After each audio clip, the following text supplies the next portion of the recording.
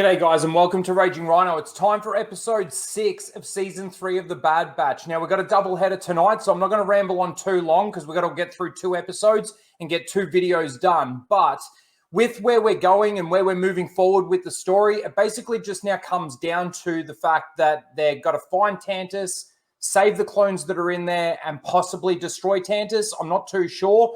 We've got to wait and see, obviously, with the connections that we're getting to the sequel trilogy, but also to then the connections that we get later on in The Mandalorian to the sequel trilogy with all the cloning that they're doing there and how this sort of connects to that and then that sort of connects to that.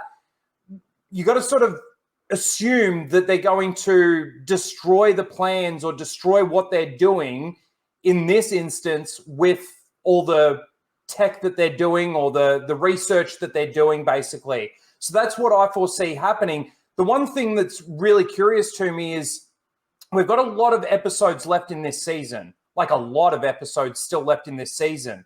And we've already done a lot of what we thought we were going to see, probably even coming up to this point in regards to like saving Omega and everything that we've actually seen, I would have thought would have dragged out a little bit more.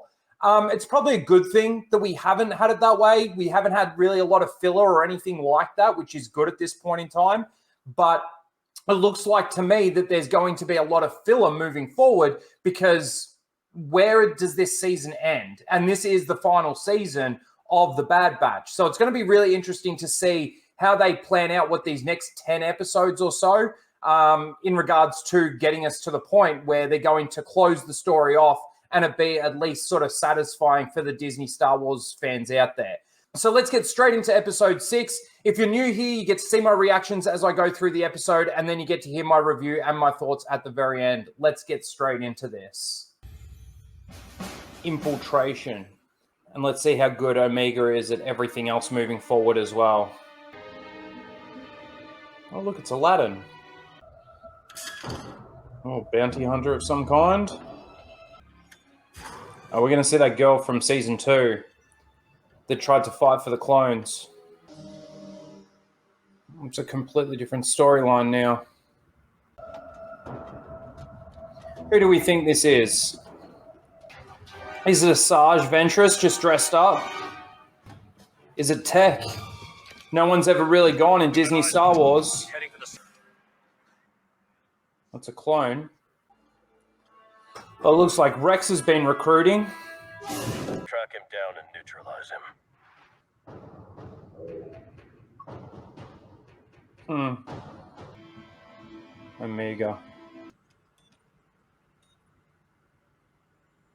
So where exactly? She's got a toothpick now. It's a base. I don't look happy to see you. It's so funny. I just got to say this. Seeing ships like this make me realize how stupid the Naboo starfighter is for Mando. How ridiculous that ship is for what he does. Just reinforces it. It's perfect. Oh, she got a new weapon. Thank you, Echo. Upgrade. What? This is going to be the mystery person. Who is this? This is either going to be Tech or it's got to be a clone. So, well, Tech's really the only one that I can think of that they would make a mystery. Bring him back from the dead.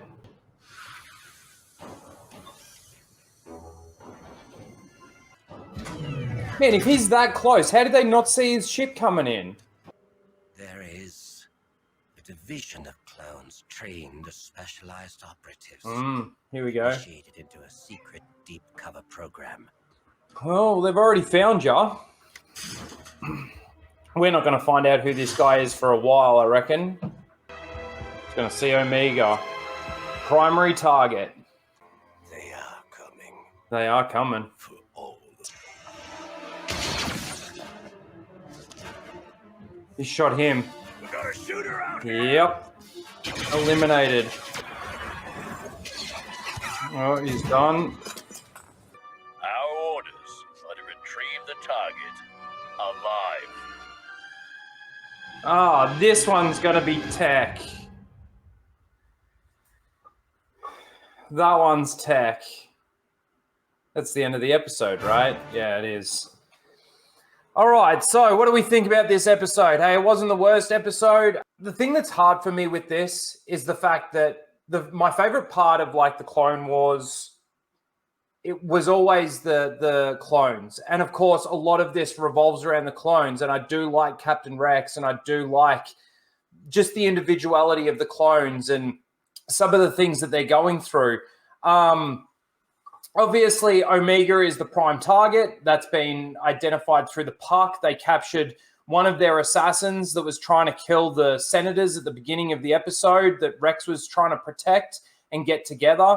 Another one of their assassins, the Empire's new assassins, clone assassins, you could call them, went to try and eliminate the one that they captured, but of course came across Omega and found Omega and reported back to base. And that's pretty much where we are. He blew up their ships. The Empire's now arrived, and they're sort of trapped in the little room that they had the original assassin guy like this trapped in. That's pretty much the episode. Coming off last week's episode, which I didn't think was too bad, this episode is pretty much the same sort of thing. It's not too bad. The biggest issue, again, that I have is that all of this is pretty much in Disney's canon. You know, it's all Disney Star Wars, and we've got the evidence there now, enough evidence there now to say that this is leading into the sequels, and it's pretty much there to justify the sequels. And whatever they're doing with Omega is to justify the sequels. It was good to finally have Crosshair open up a little bit, give a little bit more intel. I did find it interesting, actually, just going back to this, I did find it interesting when they eventually walk into the room to speak to the assassin clone, the clone assassin, and Crosshair walks in and he sees him, and then you get this.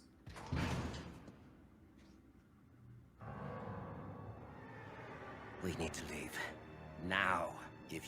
So, and then he says, if you want answers, why don't you just ask him? And it does seem like Crosshair is hiding something. There's something that even we didn't see in season 2 with Crosshair. And I think that's why he's maybe got the shakes in the hand and everything. Maybe he is a sleeper, you could say. And it just takes a phrase or something and he gets activated. And I mean, it's not outside of the realms of possibility that could be a thing, especially with how much we don't know that happened to Crosshair. So that could be an element. Let's see if they play around with that at all. Obviously, there's a few trust issues with Crosshair as well, which are still, like, it sort of, again, leads on from last week's episode in regards to the trust that Hunter had. I do find it interesting that, you know, they're questioning Crosshair and the trust that Hunter has for Crosshair when we haven't even really seen them 100%, you could say, resolve their conflict. Even after last week's episode, to me, it's not enough for what actually happened and where we are with these characters.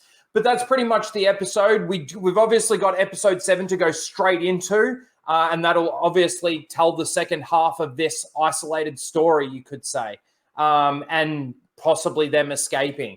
The soldier that we get right at the end there, let me bring that up really quickly.